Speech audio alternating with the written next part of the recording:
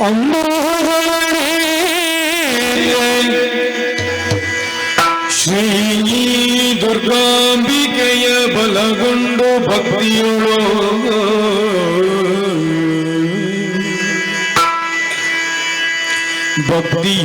ಅಂಬಿಕಾ ಸುತ ವಿಘ್ನರಾಜನ ಪಿರಿದು ಸ್ತುತಿಸಿ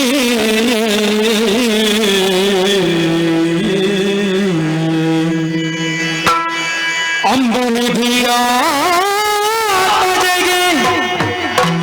ಕೈ ಮುಗಿದು ಅಂಬುಜಾಸನ ವಾಣಿಯರ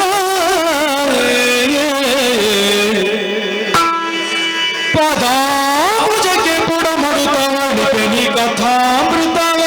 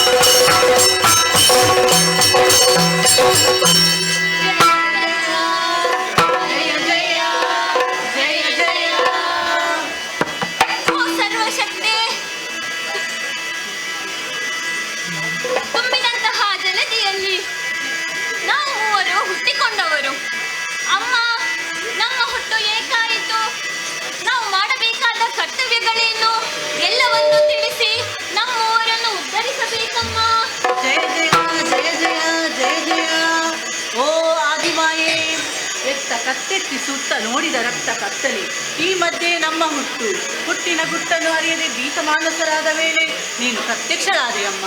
ನಮ್ಮೂವರ ಹುಟ್ಟಿಗೆ ಕಾರಣವೇನು, ನಾವು ಮುಂದೆ ಮಾಡಬೇಕಾದ ಕರ್ತವ್ಯಗಳೇನು ಎಲ್ಲವನ್ನು ತಿಳಿಸ್ತಾರೆ. ಜಯ ಜಯ ಜಯ ಜಯ ಜಯ ಜಯ ಓಂಕಾರ ಸ್ವರೂಪಿಣಿಯೇ, ಮೊದಲಾಗಿ ನಿನ್ನ ಪಾದಪದ್ಮಗಳಿಗೆ ವಂದಿಸಿಕೊಂಡಿದ್ದೇವಮ್ಮ. ಅಮ್ಮ, ನಿಮ್ಮ ದಿವ್ಯ ಮನೋಹರ ರೂಪವನ್ನು ಕಂಡು ನಾವೆಲ್ಲ ಹರ್ಷಚಿತ್ತರಾಗಿದ್ದೇವೆ. ತಾಯೇ, ಪೀತಮಾನಸರಾದ ಕೊರೆಯುವರಾರು. ಹಾಗಾಗಿ ನಮ್ಮ ಹುಟ್ಟು ಯಾಕಾಯಿತು, ನಮ್ಮಿಂದಾಗಬೇಕಾದ ಕಾರ್ಯಗಳೇನು, ಮುಂದೆ ನಮ್ಮನ್ನು ಕರೆಯುವರೆ ನಾಮಗಳೇನು ಎಲ್ಲವನ್ನೂ ತಿಳಿಸಬೇಕಮ್ಮ.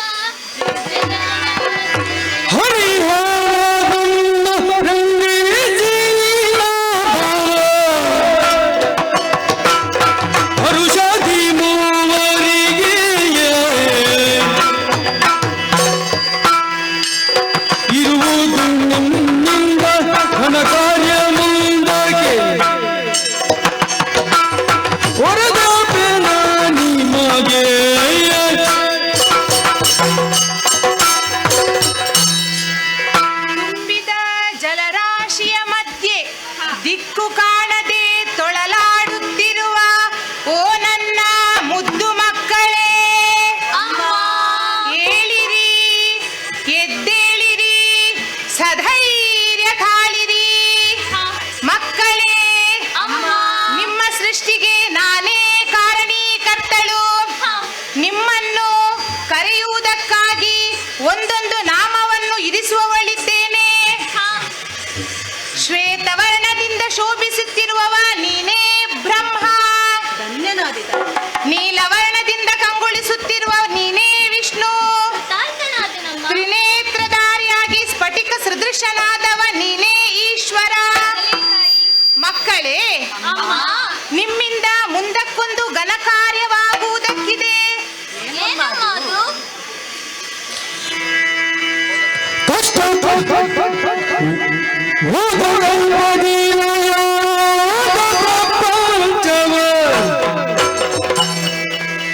ಮೋದದಿ ಸುಜಿಸುಬೋದಿಯೇ ಕಾಯ್ದು ಮೇಣದ ಲಯಗೊಳಿಸುವ ಹವನಕ್ಕೆ ಆದರೆ ನೀ ಬಾಬರೇ.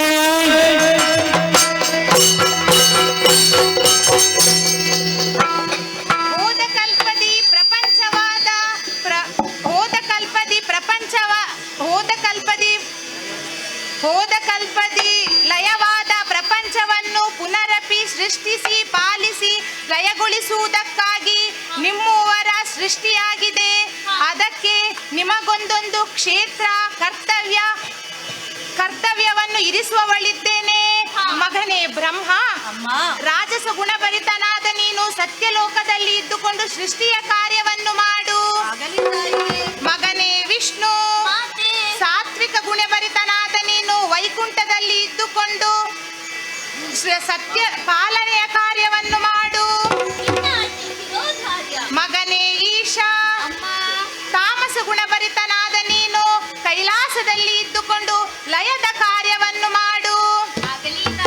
ಮಕ್ಕಳೇ, ನಾನು ಕೊಟ್ಟಂತಹ ಕಾರ್ಯವನ್ನು ನಿಷ್ಠೆಯಿಂದ ಮಾಡಿಕೊಂಡು ಬನ್ನಿ. ಅಮ್ಮ, ಕಷ್ಟ ಬಂದರೆ ಏನು ಮಾಡಬೇಕಮ್ಮ? ಕಷ್ಟವೇ? ಕಷ್ಟಕಾಲವನ್ನೆಲ್ಲ ಭಜಿಸಲು ಒಟ್ಟು ಸಂಘರ್ಷಣವೇ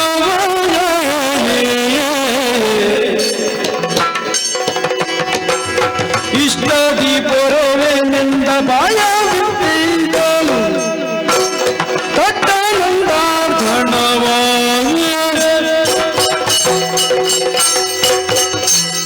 ಮಕ್ಕಳೇ, ನಿಮ್ಮ ಪಾಲಿಗೆ ಕಷ್ಟ ಒದಗಿ ಬಂತು ಎಂದಾದರೆ ಭಕ್ತಿಯಿಂದ ನಿಷ್ಠೆಯಿಂದ ನನ್ನನ್ನು ಪ್ರಾರ್ಥಿಸಿಕೊಳ್ಳಿ. ಪ್ರತ್ಯಕ್ಷಳಾಗಿ ನಿಮ್ಮ ಕಷ್ಟವನ್ನು ಪರಿಹರಿಸಿಕೊಡುತ್ತೇನೆ. ಹೋಗಿ ಬನ್ನಿ ಮಕ್ಕಳೇ, ನಿಮಗಿದು ಶುಭವಾಗಲಿ. ಅದೃಶ್ಯಳಾಗುತ್ತೇನೆ, ಅದೃಶ್ಯಳಾಗುತ್ತೇನೆ, ಅದೃಶ್ಯಳಾಗುತ್ತೇನೆ.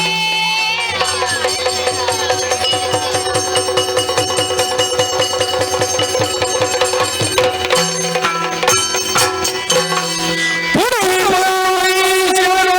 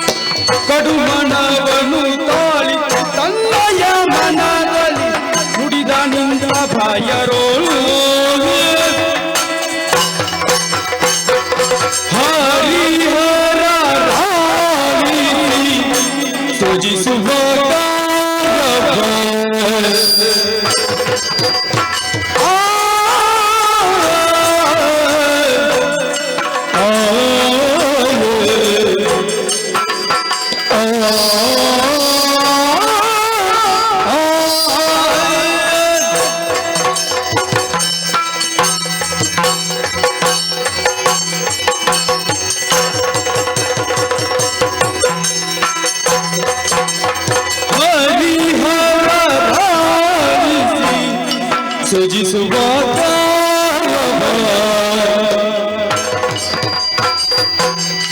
ಕರುಣಿಸಿರಲು ಮಾತೆಯೋ ಅರಿದರೆ ನನ್ನಲ್ಲಿ ಹಿರಿಯವನೈಸೆನ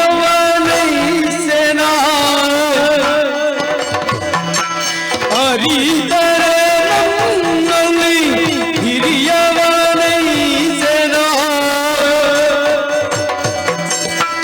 ಮರೆಯಲ್ಲವಿದು ಕರೆಯೋ ಹರಿಹರ ಸೃಜಿಸುವ ಕಾರ್ಯವ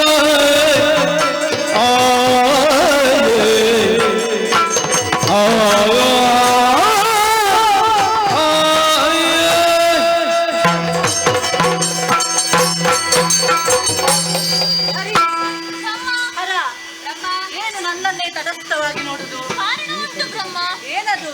ತುಂಬಿದ ಜಲದಿಯಲ್ಲಿ ಬೀತು ಮಾನಸರಾದ ಕಾಲಕ್ಕೆ ಹಾ. ನಾವು ಮೂವರು ಜೊತೆಯಾಗಿ ಕೈಯನ್ನು ಹಿಡಿದವರು. ಹೌದು. ಬಳಿಕ ನೀನು ಕೈಯನ್ನು ಬಿಟ್ಟೆ. ಹಾ. ನಿನ್ನಲ್ಲಿ ಒಂದು ರೀತಿಯಾದಂತಹ ಮಧುರ ಭಾವ ಕಾಣುತ್ತಿದೆ. ಹಾ.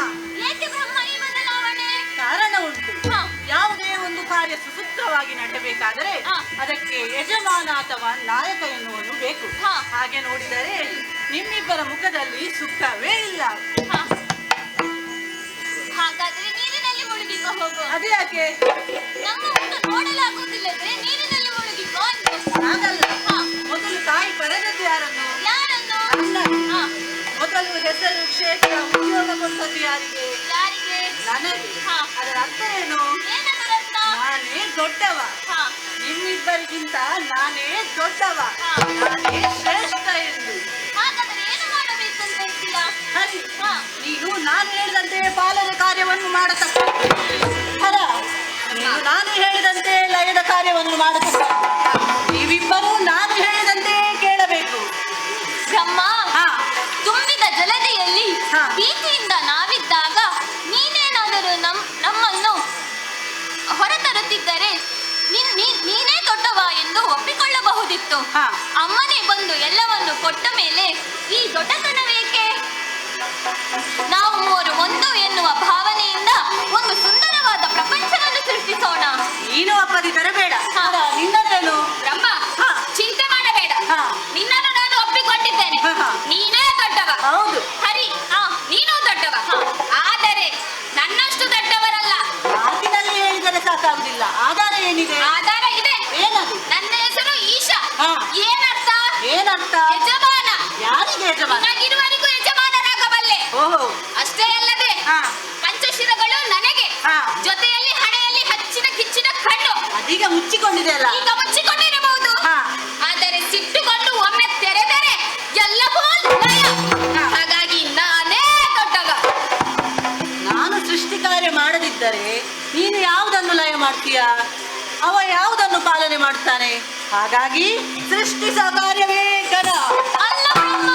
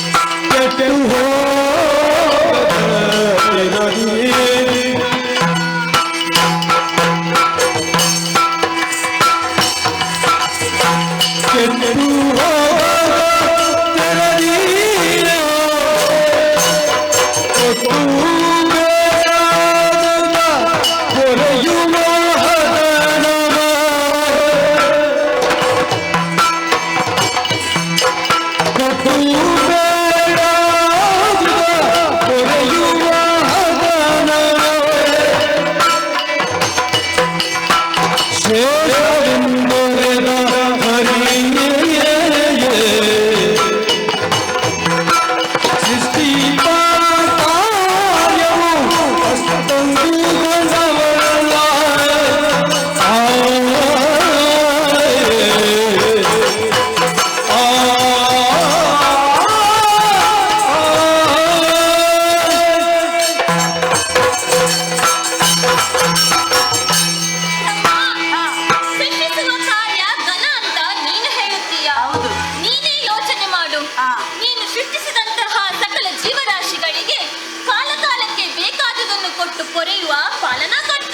ಹಾ ಹಾ ನಾನು ಪಾಲಿಸದೇ ಇದ್ದಲ್ಲಿ ನೀನು ಸೃಷ್ಟಿಸಿದ ಸಕಲ ಜೀವರಾಶಿಗಳು ಕೆಟ್ಟು ಹೋಗುತ್ತದೆ.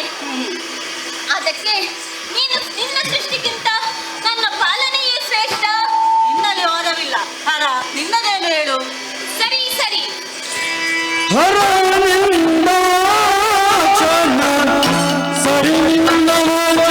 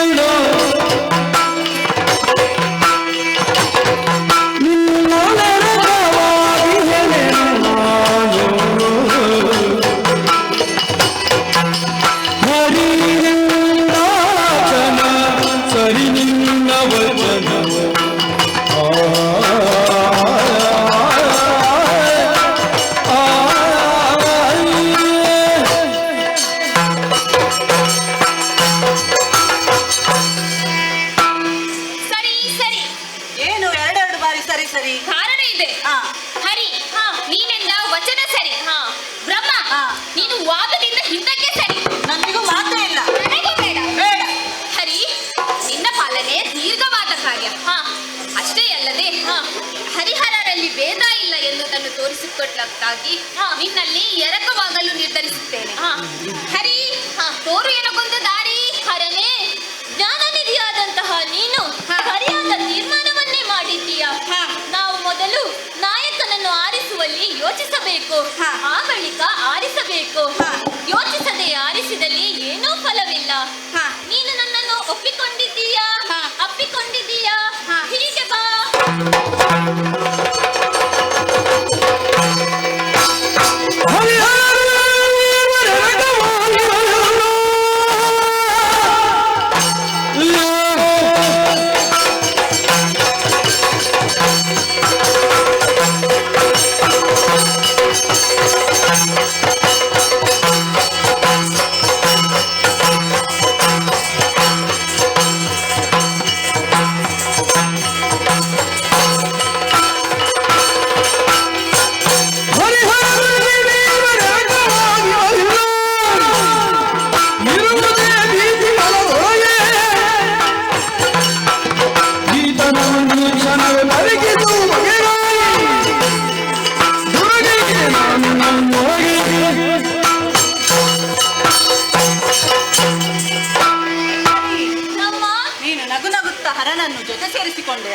ಅದು ಹಾಗೆ ಅಲ್ಲ ಬ್ರಹ್ಮ.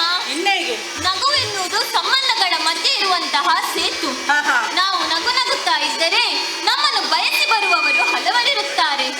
ಅಲ್ಲದೆ ನಗು ಮುಖದ ಸೌಂದರ್ಯವನ್ನು ಹೆಚ್ಚಿಸುತ್ತದೆ. ನೀವಿಬ್ಬರು ಜೊತೆ ಸೇರಿಕೊಂಡರೆ ನಾನೇನು ಹೆದರುತ್ತೇನೆಂದು ಭಾವಿಸಿದೆಯಾ? ನೀವು ಮಾತಿನಲ್ಲಿ ಒಪ್ಪದಿದ್ದರೆ ಬೆನ್ನಿಗೆ ನಾಲ್ಕು ಬಾರಿಸಿ ಬ್ರಹ್ಮ, ವಾದ ಮಾಡುವುದು ಬೇಡ, ಹೊಡೆದಾಟ ಕೂಡ ಬೇಡ. ಶೋಧನೆಯಿಂದ ಕಾರ್ಯನಿರ್ವಹಿಸುವ. ಅದೇಗೆ? ಕಳೆದ ಕಲ್ಪದಲ್ಲಿ ಲಯಗೊಂಡ ಸಕಲ ಘರೆಗಳು ಜೀವರಾಶಿಗಳು ನಮ್ಮಿಬ್ಬರ ಉದರದಲ್ಲಿದೆ. ಯಾರ ಉದರದಲ್ಲಿ ಹೆಚ್ಚಿದೆ ಎಂದು ನಿನ್ನ ಉದರವನ್ನು ನಾನು, ನನ್ನ ಉದರವನ್ನು ನೀನು ಶೋಧಿಸುವ. ಆಮೇಲೆ ದೊಡ್ಡವ ಎಂದು ಒಪ್ಪಿಕೊಳ್ಳುವ. ಹಾಗಾದರೆ ನೀನೇ ಮೊದಲು ಹೋಗು. ಸರಿ, ತೋರಿಸು ನನಗೊಂದು ದಾರಿ. ನಿನಗೊಂದು ದಾರಿ ತೋರಿಸುತ್ತೇನೆ. ಬಾ ಹೀಗೆ.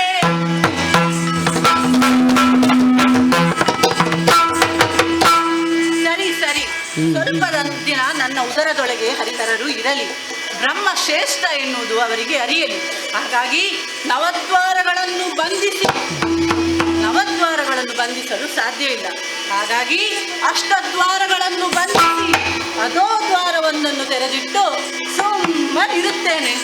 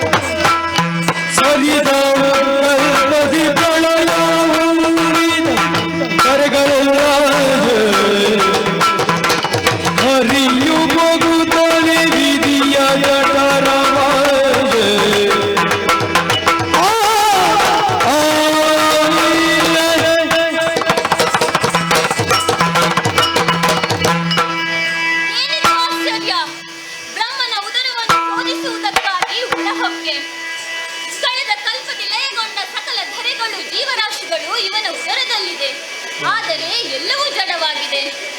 ಇನ್ನೇನಿರಬಹುದೆಂದು ಮುಂದುವರಿದು ನೋಡಿದಾಗ ಬಂಗಾರಮಯವಾದಂತಹ ಕ್ಷೇತ್ರ ಇವನ ಉದರದಲ್ಲಿ. ಸರಿ, ವಿಚಾರವನ್ನು ತಿಳಿಸುವುದಕ್ಕಾಗಿ ಬಂದ ದಾರಿಯನ್ನು ನೋಡಿದ್ದಾರೆ, ಬಾಯಿಯನ್ನು ಮುಚ್ಚಿದ್ದಾನೆ. ದಾರಿ ಯಾವುದೆಂದು ಕೆಳಗಿಳಿದು ನೋಡಿದಾಗ ಅದೋ ದ್ವಾರವನ್ನು ತೆರೆದಿದ್ದಾನೆ. ಇರಲಿ, ಹೊರಸಾರುತ್ತೇನೆ.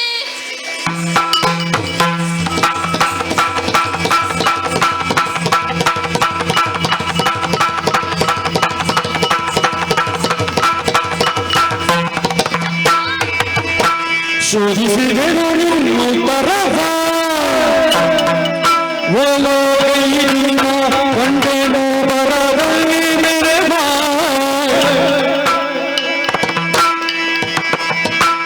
ಹೋಗಬಲ್ಪದಿಲ್ಲ ಯಾವಾಗ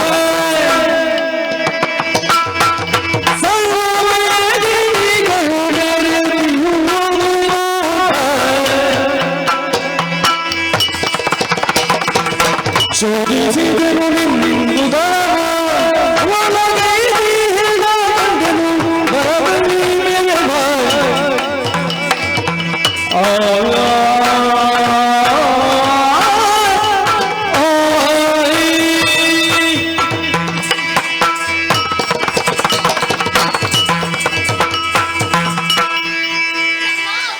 ನಿನ್ನ ಉದರವನ್ನು ಶೋಧಿಸಿದೆ.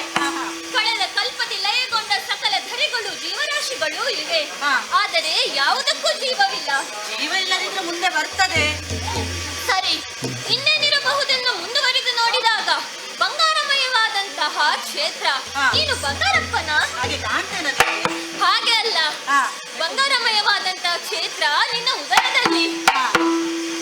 ಸರಿ, ಹಾಗೆಂದು ಹೊರಬಂದ ನಾನು ನಿನಗೆ ಒಂದು ಹೆಸರನ್ನಿಡಬೇಕೆಂದುಕೊಂಡಿದ್ದೇನೆ. ಏನೆಂದು?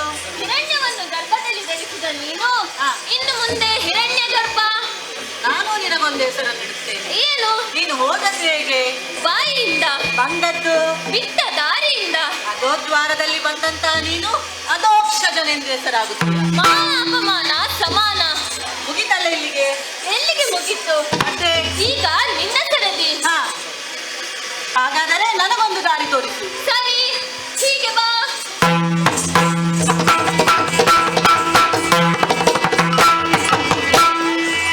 ನಾನು ಎನ್ನುವ ಭಾವ ಬ್ರಹ್ಮನದ್ದು. ನಾನು ಎನ್ನುವುದು ಶಾಶ್ವತವಲ್ಲ. ನಾವು ಎನ್ನುವ ಹಾಗೆ ಅವನದ್ದು ಬದಲಾಗಬೇಕು. ಅದಕ್ಕಾಗಿ ನವದ್ವಾರಗಳನ್ನು ಬಂಧಿಸಿ ಸುಮ್ಮನಿರುತ್ತೇನೆ.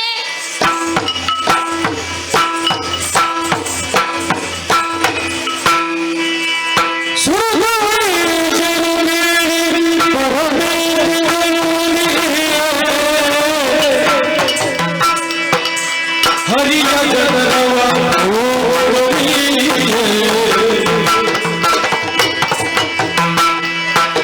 ಪರಿಗಿಸಿ ಕಂಡನು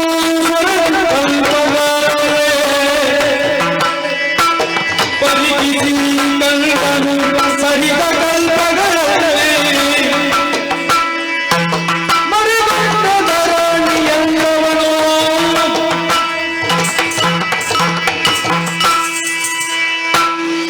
ಹರಿಯ ಉದರ ಶೋಧನೆಗಾಗಿ ಒಳಬಂದೆ. ಹೊರಬಂದು ನೋಡಿದರೆ ಏನಾಶ್ಚರ್ಯ! ಸಕಲವೂ ಇಲ್ಲಿದೆ. ಕಳೆದ ಕಲ್ಪದಲ್ಲಿ ಲಯಗೊಂಡ ಸಕಲ ಜೀವರಾಶಿಗಳೂ ಇಲ್ಲಿವೆ.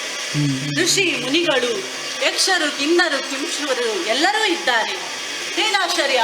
ಹರನೂ ಇದ್ದಾನೆ, ಜೊತೆಗೆ ಬ್ರಹ್ಮನೂ ಇದ್ದಾನೆ. ಹಾಗಾದರೆ ಇದು ಬ್ರಹ್ಮಾಂಡವನ್ನೇ ಉದರದೊಳಗೆ ಹೊಂದಿರುವ ಹರಿಯೇ ಶ್ರೇಷ್ಠ. ಹಾಗಾಗಿ ಈ ವಿಷಯವನ್ನು ತಿಳಿಸಲು ಹೊರನಡೆಯುತ್ತೇನೆ. ಏನಾಶ್ಚರ್ಯ! ಬಂದ ದಾರಿ ಮುಚ್ಚಿಕೊಂಡಿದೆ, ಮೇಲೇರಿದೆ, ಕೆಳಗಿಳಿದೆ, ಎಲ್ಲಾ ದ್ವಾರಗಳು ಮುಚ್ಚಿಕೊಂಡಿದೆ, ದಾರಿ ಕಾಣದಂತಾಗಿದೆ. ಏನು ಮಾಡಲಿ? ಆಹಾ, ಕಷ್ಟ ಕಾಲದಲ್ಲಿ ಅಮ್ಮ ನನ್ನನ್ನೇ ಧ್ಯಾನಿಸಿ ಎಂದು ಹೇಳಿದ್ದಾಳೆ. ಹಾಗಾಗಿ ಅಮ್ಮನನ್ನೇ ಧ್ಯಾನಿಸುತ್ತೇನೆ.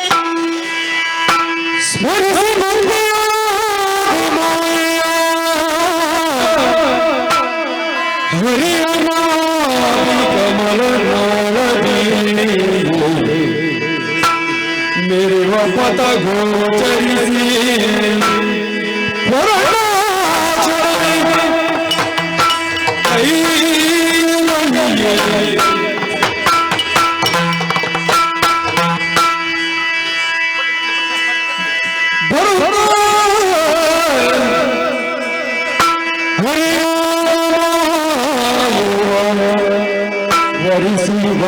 ಪಕ್ಷದಲ್ಲಿತ ಮಲಗಿರಲು ನಿದ್ರೆಯೊಳಗ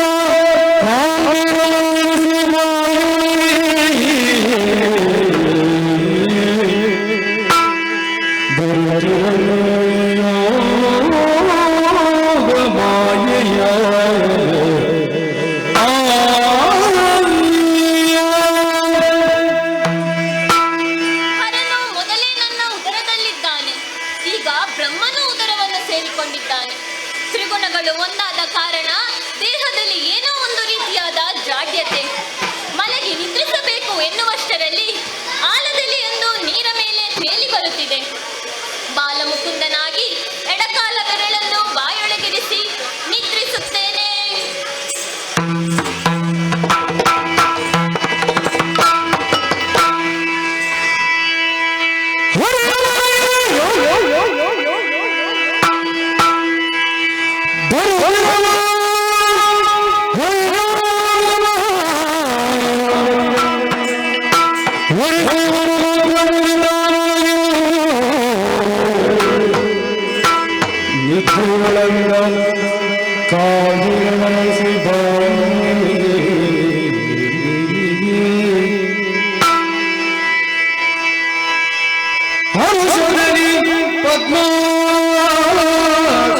ಬಲಿಯುತ್ತ ಕುಳಿತವನು ಪರಿಕಿಸಲು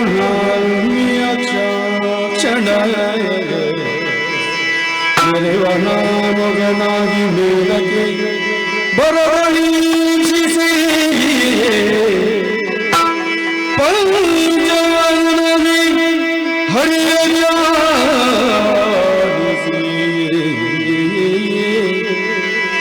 ಬರುತ್ತಣ್ಣ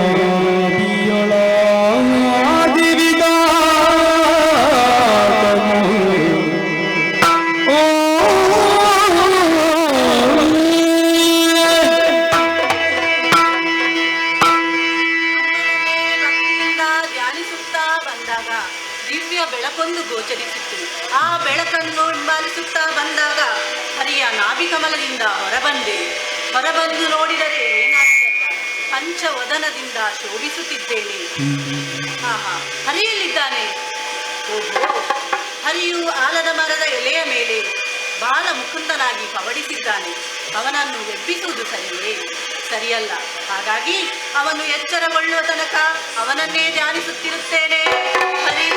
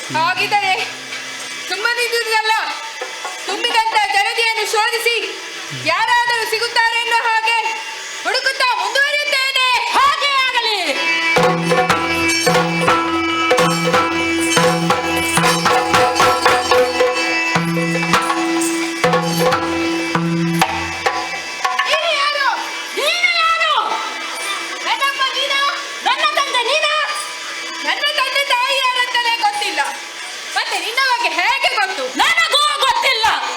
ಹಾಗಾದರೆ ಇಬ್ಬರಿಗೂ ಏನು ಗೊತ್ತಿಲ್ಲ. ಈ ಜಲದಿಯಲ್ಲಿ ಜೊತೆಯಾಗಿ ಹುಟ್ಟಿದವರು ನಾವು. ಹೌದು. ಹಾಗಾಗಿ ನಾವು ಜೊತೆಯಾಗಿರಬೇಕು. ಹಾಗಾಗಿ ನಾವು ಒಂದು ಸಂಬಂಧವನ್ನು ಮಾಡಿಕೊಳ್ಳೋಣ. ಹೇಗೆ? ನಿನ್ನನ್ನು ಕಾಣುವಾಗ ನನಗಿಂತ ಸ್ವಲ್ಪ ಗಿಡ್ಡ. ಹಾಗಾಗಿ ನೀನು ನನಗೆ ತಮ್ಮ, ನಾನು ನಿನ್ನ ತಮ್ಮ. ನಿನ್ನನ್ನು ಕಾಣುವಾಗ ಏನೋ ಒಂದು ರೀತಿಯಾದಂತಹ ಗೌರವ ಭಾವ. ಆದ್ದರಿಂದ ನೀನು ನನಗೆ ಅಗ್ರಜ. ಅಗ್ರಜ ಅನುಜರು ಜೊತೆಯಾಗಿದ್ದೇವೆ. ಆದರೆ ತಮ್ಮ ಹಸಿವೆ.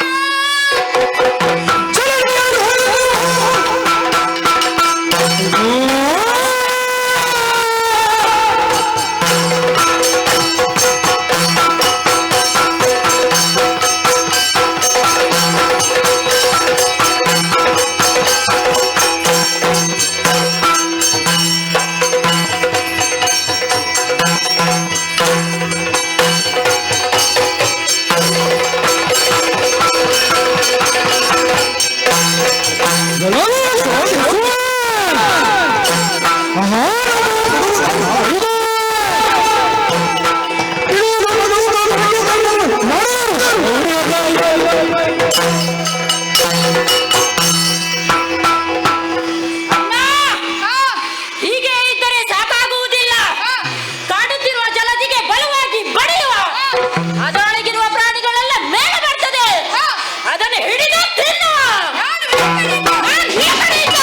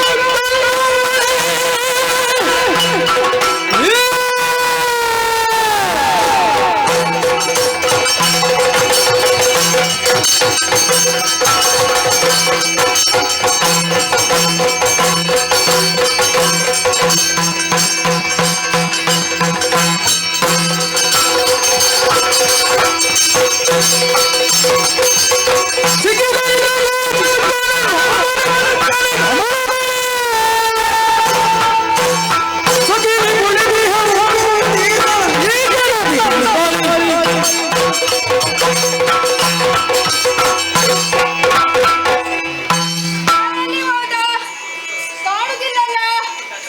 ಏ ತಮ್ಮ, ಅಣ್ಣ, ಎಲ್ಲಿರುವೆ? ನಾನು ಇಲ್ಲಿರುವೆ. ಸ್ವಲ್ಪ ಹತ್ತಿರ ಬಾ. ಅಂದೆ.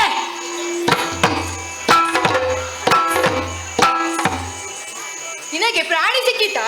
ಆಹಾ, ನನಗೆ ನೀರುಗುಳ್ಳ ಬಿಟ್ಟು ಬೇರೆ ಏನು ಸಿಗಲಿಲ್ಲ. ನನ್ನ ಕಣ್ಣಿಗೆ ಬಿತ್ತು. ಏ ಏ ಏ, ಹಾಗಲ್ಲ. ಮತ್ತೆ ಹೇಗ? ನನ್ನ ಕಣ್ಣಿಗೆ ಕಸ ಬಿದ್ದದಲ್ಲ ತಮ್ಮ, ಮತ್ತೆ ನನ್ನ ದೃಷ್ಟಿಗೆ ಬಿದ್ದದ್ದು. ಓ ಹಾಗ. ಹಾ ಹಾ ಇಲ್ಲಿ ಬಾ, ಹತ್ತಿರ ಬಾ. ಹಾ. ನಿನಗೆ ದೂರದಲ್ಲಿ ಕಮಲ ಕಾಣ್ತದ? ಓ, ಅದು ಕಮಲ ಕಮಲ ಕಮಲ. ಅದು ಕಮಲವಾ? ಅದು ಕೇವಲ ಅರಳಿದ ಕಮಲ ಅಲ್ಲ ತಮ್ಮ. ಮತ್ತೆ ಕಮಲವ ಕಂಡೆ. ಅದರೊಳಗೆ ಪ್ರಾಣಿಯ ಮಂಡೆ ಗಡ ಗಡ ಗಡ ಗಡ ನೋಡುತ್ತಿತ್ತು. ನೀನು ನೋಡ್ಬೇಕಾ?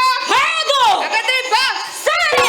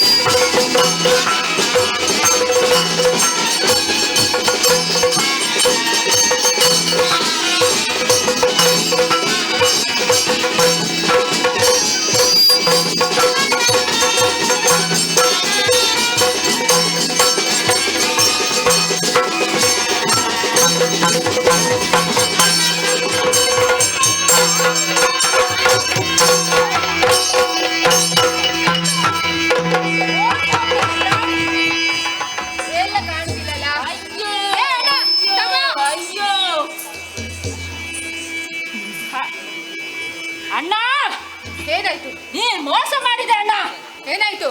ನೀನ್ ಹೊಡೆದದ್ದು ಯಾರಿಗೆ? ಪ್ರಾಣಿಗೆ. ಅಣ್ಣ, ನೀನು ಹೊಡೆದದ್ದು ಪ್ರಾಣಿಗೆ ಅಲ್ಲ, ನೀನು ಹೊಡೆದದ್ದು ನಿನ್ನ ತಮ್ಮನಿಗೆ. ನೀನು ಬಿಡಿ ಬಿಡಿ ಅಂದೆ, ನಾನು ತೆಗೆದು ಹಾ, ಕತ್ತಲಲ್ವೇನಾ? ಹಾ, ಕಾಣ್ಲಿಲ್ಲ. ಹಾ. ಬೇಸರ ಮಾಡ್ಬೇಡ. ಸರಿ ನಾವೇ ಅಲ್ಲ ಸರಿ ಸರಿ ವಿಚಾರಿಸುವ. ಹಾ, ಆದ್ರೆ ಈಗ ಅದು ಮುಖ್ಯ ಅಲ್ಲ. ಮತ್ತೆ ಆ ಬೆಳ್ಳಗಿರುವುದು ತಪ್ಪಿಸಿದೆ, ಹಾ. ಅದನ್ನು ಹುಡುಕುವ. ಸರಿ.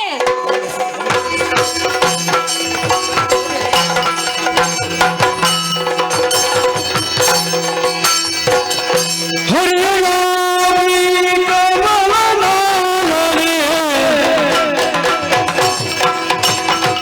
ಮರೆಗಲು ನಲಿವಿದ ಕಮಲದಳೆ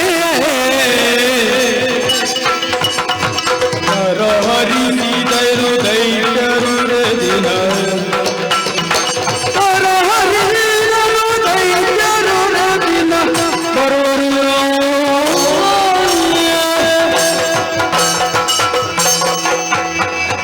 ಜಗತ್ತಿನಲ್ಲಿ ಕುದಿಸಿದಂತಹ ರಾಕ್ಷಸರಿಬ್ಬರು ನನ್ನನ್ನೇ ತಿನ್ನುವುದಕ್ಕಾಗಿ ಬೆನ್ನಟ್ಟಿಕೊಂಡು ಬರುತ್ತಿದ್ದಾರೆ. ಏನು ಮಾಡಲಿ? ಅಯ್ಯೋ ಅಯ್ಯೋ, ಅಮ್ಮನನ್ನೇ ಧ್ಯಾನಿಸುತ್ತೇನೆ. ಕಷ್ಟ ಕಾಲದಲ್ಲಿ ಅಮ್ಮ ನನ್ನನ್ನೇ ನೆನೆಯಿರಿ ಎಂದು ಹೇಳಿದ್ದಾಳೆ. ಹಾಗಾಗಿ ಅಮ್ಮನನ್ನೇ ಧ್ಯಾನಿಸುತ್ತೇನೆ. ಮರುಳಲೆ ವಿರಾಟಮನದಲ್ಲಿ ಈ ಪರಿ ಒರೆಯ ಬಾರದು ಬಂದ ಕರ್ತವ ಆಯ್ತು ಮುಂದೆ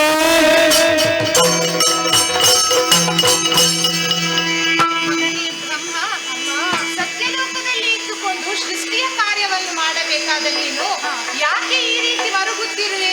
ಏನಾಯಿತು? ಜಲದಿಯಲ್ಲಿ ಹುಟ್ಟಿಸಿದಂತಹ ರಾಕ್ಷಸರಿಬ್ಬರು ನನ್ನನ್ನೇ ತಿನ್ನುವುದಕ್ಕಾಗಿ ಬೆನ್ನಟ್ಟಿಕೊಂಡು ಬರುತ್ತಿದ್ದಾರೆ. ದಾರಿ ಕಾಣದಂತಾಗಿದೆ. ನೀನೇ ಕಾಪಾಡಬೇಕಮ್ಮ. ಮಗನೇ ವಿಧಾತ, ಮರುಗದಿರು. ಆದಿಮಾಯಿಯಾದ ನಾನು ಯೋಗಮಾಯಿಯಾಗಿ ಶ್ರೀಹರಿಯನ್ನು ಸೇರಿದ ಕಾರಣ ಅವನು ಈಗ ಯೋಗ ನಿದ್ರೆಯಲ್ಲಿ ಇದ್ದಾನೆ. ಅವನನ್ನು ಶೀಘ್ರದಲ್ಲಿ ಅಗಲಿ ಹೋಗುವವಳಿದ್ದೇನೆ. ಎಚ್ಚೆತ್ತುಕೊಂಡ ಹರಿಗೆ ಈ ಸುದರ್ಶನವನ್ನು ನೀಡು. ಅವನು ದುಷ್ಟರನ್ನು ನಿಗ್ರಹಿಸುತ್ತಾನೆ. ಅಲ್ಲಿಯವರೆಗೆ ನಾನೆಲ್ಲಿರಬೇಕಮ್ಮ? ಹರಿಯ ನಾಭಿ ಕಮಲನಾಳದಲ್ಲಿ ಅಡಗಿಕೋ, ನಿನಗಿದು ಶುಭವಾಗಲಿ.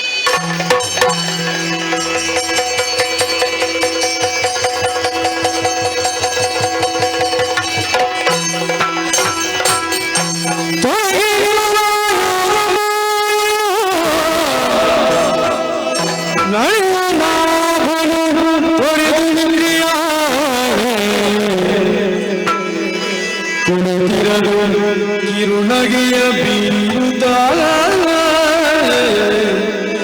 ಕುಳಿದಿರಲು ಕಿರುನಗೆಯ ಬೀರುತ್ತ ತನ್ನವಗಣದಲ್ಲಿ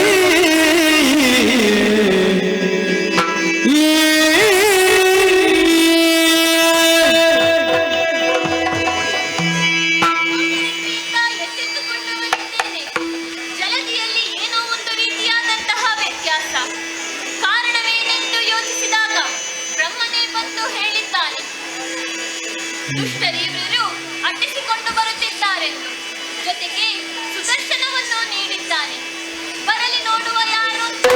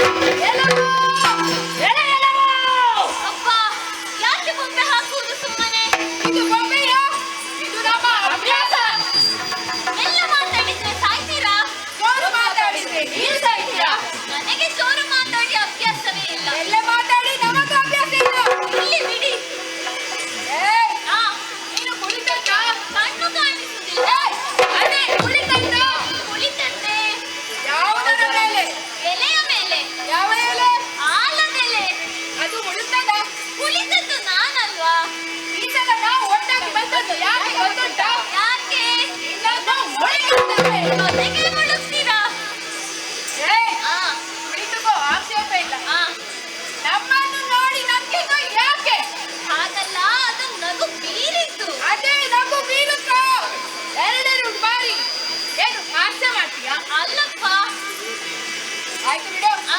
ಈ ಜಲದಿಯಲ್ಲಿ ನಾವೊಂದು ಪ್ರಾಣಿಯನ್ನು ಕಂಡಿದ್ದೇವೆ. ನಿಜ ಹೇಳು, ಆ ಪ್ರಾಣಿಯನ್ನು ನೀನೇ ತಪ್ಪಿಸಿದಿ. ಇನ್ನ ಮುಂದೆ ಮಾತಾಡುವವರು ಸಾಮಾನ್ಯರಲ್ಲ, ಮತ್ತೆ ನಾನೇ ವೀರ, ನಾನೇ ಶೂರ.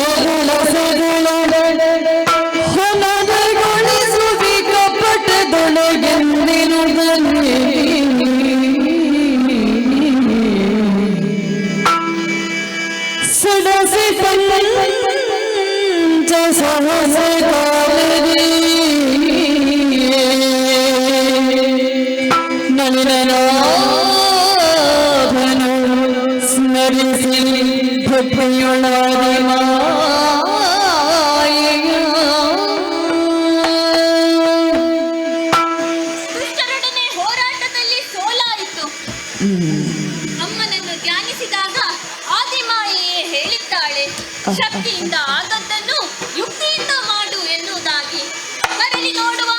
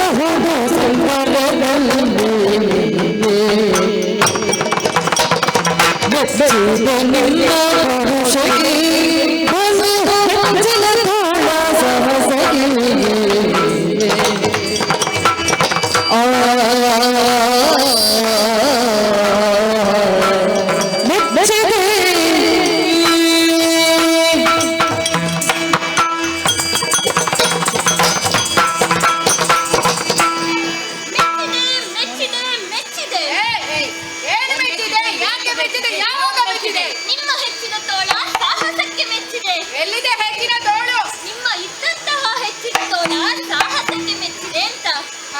ಅದಿರ್ಲಿ, ಆದಂತಹ ಯುದ್ಧದಲ್ಲಿ ಏನಾದರೂ ತೀರ್ಮಾನ ಆಗಬೇಕಲ್ಲ. ಏನಾಗಬೇಕು? ಗೆದ್ದವ ನಾನು, ಸೋತವರು ನೀವು. ಸ್ವಂತವರು ನಾವು, ಹಾಗಾದ್ರೆ ಬಾ ಯುದ್ಧ ಮಾಡುವ. ಅಲ್ಲ, ಮತ್ತೆ ಹೇಗೆ? ಗೆದ್ದವರು ನೀವು, ಸೋತವ ನಾನು. ಹಾ, ಗೆದ್ದಂತಹ ನಿಮಗೆ ಏನಾದರೂ ಕೊಡಬೇಕಂತ ಮನಸ್ಸಾಗಿದೆ. ಏನು ಬೇಕು, ಎಲ್ಲಿ ಬೇಕು, ಎಷ್ಟು ಬೇಕು ಕೇಳಿ. ಗೆದ್ದವರು ನಾವು. ಹಾ, ನಿನಗೇನು ಬೇಕು ನಮ್ಮಲ್ಲಿ ಕೇಳು, ಹಾ. ನಾವು ಕೊಡ್ತೇವೆ. ಕೊಡ್ತೇನೆ ಅಂತ ಹೇಳ್ತಾ ಇದ್ದೀರಿ, ನಂಬಿಕೆ ಬರಬೇಕಲ್ಲ. ಏನು ಮಾಡ್ಬೇಕು? ತ್ರಿಕರಣ ಪೂರಕವಾಗಿ ನನ್ನ ಕರದ ಮೇಲೆ ನಿಮ್ಮ ಕರವನ್ನೆರೆಸಿ ಭಾಷೆ ಕೊಡಿ. ನೀನು ಏನು ಕೇಳ್ತೀಯೋ ನಾವು ಮಾತಾಡಿಕೊಳ್ಳೆ.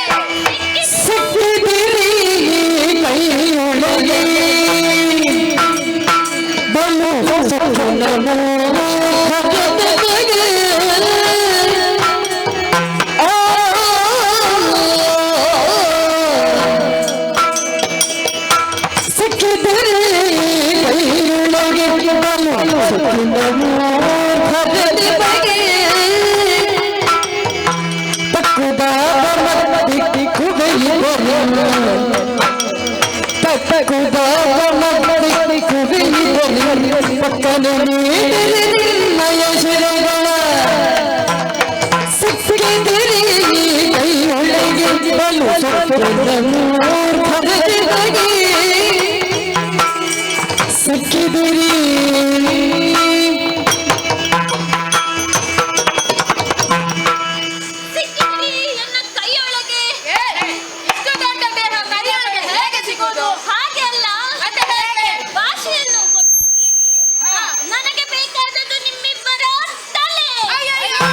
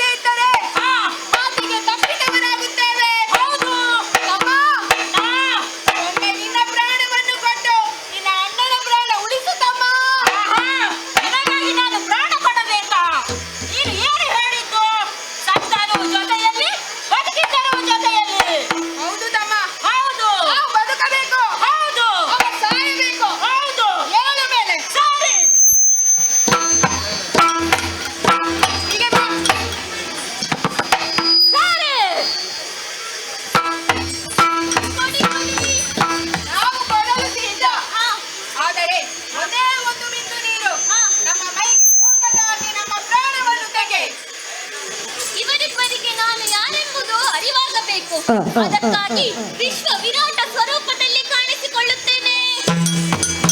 ಅಯ್ಯೋ, ಬೆಳಕು, ಬೆಳಕು, ಬೆಳಕು.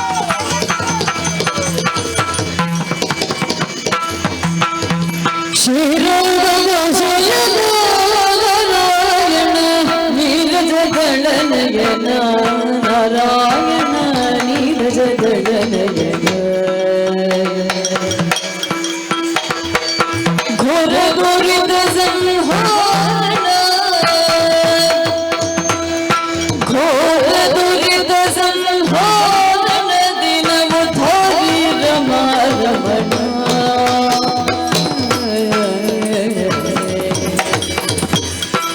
ಕ್ಷೀರಾವ ಶಯನ ನಾರಾಯಣ ನೀರಜ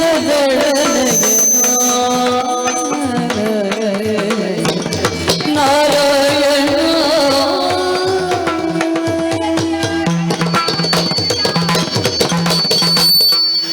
ನೀರಾಭಿಷೇಕ ನಾರಾಯಣ, ನೀರನುಗಳ ನಯನ, ಘೋರದುರಿತ ಸಂಹಾರಣ, ದಿನೋದಾರಿ ನಮಾನವಣ. ತಂದೆ, ಅಜ್ಞಾನದ ಅಂಧಕಾರದಲ್ಲಿ ಇದ್ದ ನಮಗೆ ಸುಜ್ಞಾನದ ದಿವ್ಯ ಜೀವಿಗೆಯನ್ನು ನೀಡಿದ ಪ್ರಭು ನೀನು. ತಂದೆ ನೀನು, ನಾವು ಮಕ್ಕಳು ಎಂಬ ಸತ್ಯ ಅರಿವಾಯಿತು. ತಂದೆ, ನಮ್ಮ ತಪ್ಪನ್ನು ಮನ್ನಿಸಿ ನಮ್ಮನ್ನು ಉದ್ಧರಿಸು ತಂದೆ, ಉದ್ಧರಿಸು. ಜಯ ಜಯ ಜಯ ಜಯ ಜಯ ಜಯ. ಓ ತಂದೆ, ಮಕ್ಕಳೇ, ನಮ್ಮ ಸರ್ವ ತಪ್ಪನ್ನು ಮನ್ನಿಸಿ ಯೋಗ್ಯವಾದಂತಹ ಹೆಸರನ್ನು ಇರಿಸಿ ನಮ್ಮನ್ನು ಉದ್ಧರಿಸು ತಂದೆ. ಅಷ್ಟು ಮಧುವಿನಗ ತಿನಿನಗ ಮಧುವಿನ ಕಠಿಣ ಕರ್ಕಶ ಧರಿಗಿದ್ದ ನೀನು ಕೈಟ ಬನಿನುಡಲಿ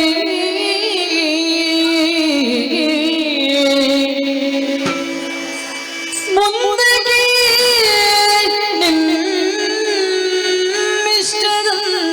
ನಿಮ್ಮಿಷ್ಟದಂತೆ ಮುಂದಕ್ಕೆ ನಿಮ್ಮಿಷ್ಟದಂತೆ ನಡೆಸುವೆನೆಂದೆನು.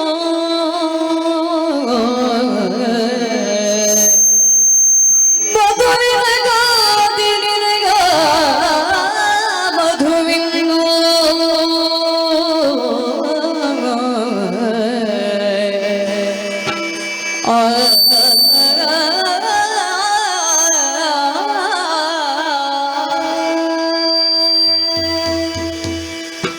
ಮಕ್ಕಳೇ, ತಂದೆ, ನನ್ನ ಕರ್ಣ ಕಿಲ್ಮಿಷದಿಂದ ಹುಟ್ಟಿದಂತಹ ನಿಮಗೆ ತಂದೆಯೂ ನಾನೇ, ತಾಯಿಯೂ ನಾನೇ.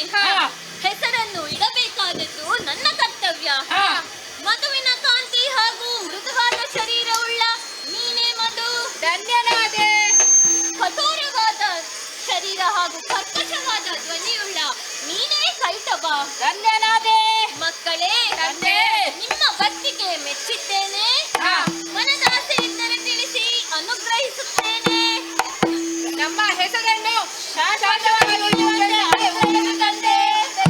ಮಕ್ಕಳೇ, ತಂದೆ, ನಿಮ್ಮ ಶಿರವನ್ನು ಕತ್ತರಿಸಿದ ಬಳಿಕ ಕೈಟಬಾಂತಕ ಹಾಗೂ ಮಧುಸೂದನನಾಗಿ ಕಾಣಿಸಿಕೊಳ್ಳುವವನಿದ್ದೇನೆ. ಆಮೇಲೆ ನಿಮ್ಮ ಮೇಧಸ್ಸನ್ನು ಜಲದಿಗೆ ಸೇರಿಸಿ ಭೂಮಿಯ ನಿರ್ಮಾಣವನ್ನು ಮಾಡಿ ಅದಕ್ಕೆ ಮೇದಿನಿ ಎಂದು ನಾಮಕರಣವನ್ನು ಮಾಡಿ ಶಾಶ್ವತವಾಗಿ ಉಳಿಯುವಂತೆ ಮಾಡುತ್ತೇನೆ.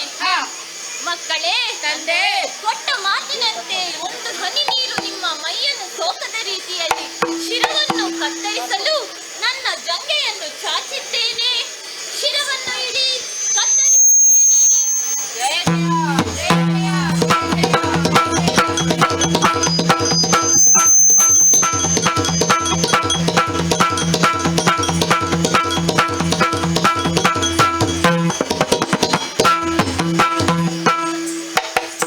ಮಧುಕೈಟಬರ ಮೇಧಸ್ಸಿನಿಂದ ನಿರ್ಮಾಣವಾಯಿತು.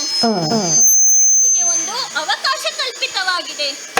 ಇದನ್ನು ಅರಿತ ಬ್ರಹ್ಮನು ಸತ್ಯಲೋಕವನ್ನು ಸೇರಿದ್ದಾನೆ. ಹರನು ಕೈಲಾಸದಲ್ಲಿದ್ದಾನೆ. ಪಾಲನೆಯ ಕಾರ್ಯವನ್ನು ಮಾಡುವುದಕ್ಕಾಗಿ ನಾನು ವೈಕುಂಠದೆಡೆಗೆ ಸಾಗುತ್ತೇನೆ.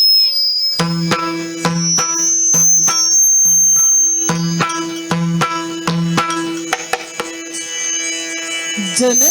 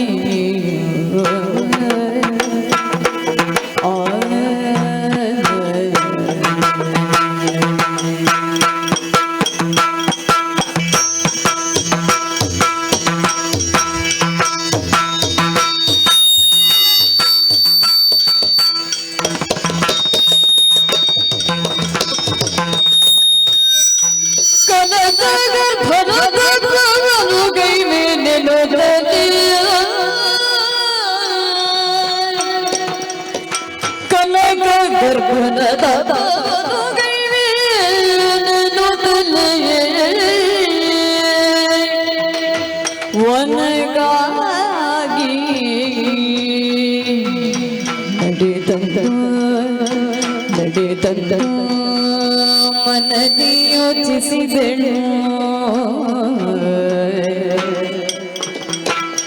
ಕನಕ ಗರ್ಭನದ ಬವುದು ಗೈವೆನು ತಲೆ ಮನಗಾಗಿ ನಡೆದನು ಮನದಿ ಯೋಚಿಸಿದೆನು ಮಾಲಿನಿಯು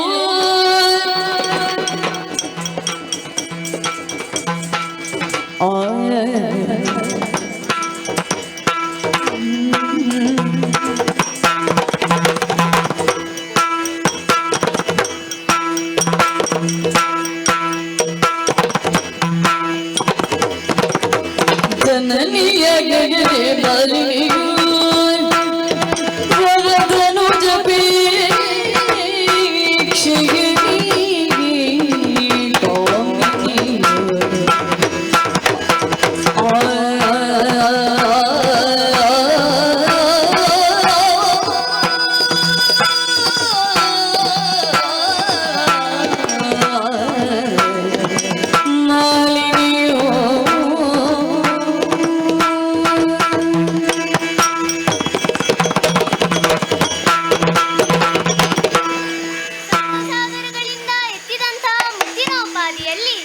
ಸಪ್ತಸ್ವರಗಳಿಂದ ಹೊರಹೊಮ್ಮುವ ರಾಗದೋಪಾದಿಯಲ್ಲಿ ಸಪ್ತಸ್ವರಗಳಿಂದ ಹೊರಹೊಮ್ಮುವ ಕಾಮನ ಬಿಲ್ಲಿನ ಹಾಗೆ ಶೋಭಾಯಮಾನವಾಗಿಯೂ ವರ್ಣರಂಜಿತವಾಗಿಯೂ ಶೋಭಿಸುತ್ತಿದೆ ನಮ್ಮಿ ಶೋಣಿತಾಪುರ. ಹೆತ್ತವ್ವೆಯ ಮನಮಂದಿರದೊಳಗಿದ್ದುಕೊಂಡು ಉತ್ತಮ ಸುಪುತ್ರಿಯಾಗಬೇಕೆನ್ನುವ ಕಾರಣದಿಂದ ಅವರಿಂದ ಆಶೀರ್ವಾದವನ್ನು ಪಡೆದುಕೊಂಡೆ. ಈ ಗೊಂಡಾರಣ್ಯದಲ್ಲಿ ಬಂದು ನಿಂತುಕೊಂಡೆ. ವಿಧಿಯ ಕುರಿತಾಗಿ ತಪಸ್ಸನ್ನು ಮಾಡಿ 3 ಲೋಕವನ್ನು ಗೆದ್ದಾಡುವಂತಹ ಸುಖನನ್ನು ಪಡೆಯಬೇಕೆಂದು ನಿರ್ಧರಿಸಿದ್ದೇನೆ. ಆದರೆ ಈ ಕಾನನವನ್ನು ಸೇರಿದ ಕ್ಷಣ ಮನಸ್ಸು ಚಂಚಲವಾಗಿದೆ, ಜೊತೆಗೆ ಭಯವೂ ಆವರಿಸಿದೆ. ಇದಕ್ಕೆ ಕಾರಣ ನನ್ನ ಈ ಯೌವನ. ನಾನು ಕಾಣುವುದಕ್ಕೆ ಹೇಗಿದ್ದೇನೆ?